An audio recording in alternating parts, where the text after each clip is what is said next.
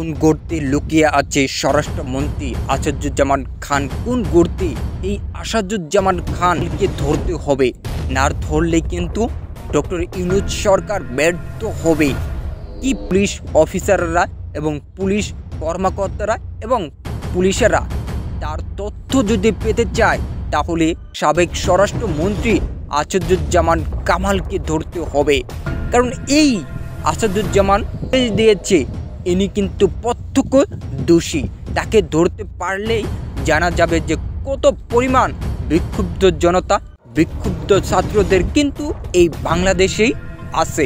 কারণ সে দেশ ত্যাগ করতে পারে নাই, আর কাওয়া কাদারও কিন্তু বাংলাদেশেই আছে, সে কিন্তু দেশ ত্যাগ করতে পারে নাই।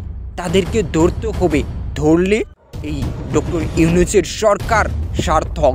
কারণ কি পরিমাণ চালিয়েছি এবং কি পরিমাণ এই দেশ থেকে অর্থ পাচার করেছে এরা, তাহলে এই আইন শৃঙ্খলার একটা স্থিতিশীল আসবে এবং আইন শৃঙ্খলার ভিতরে একটা শান্তি ফিরে আসবে।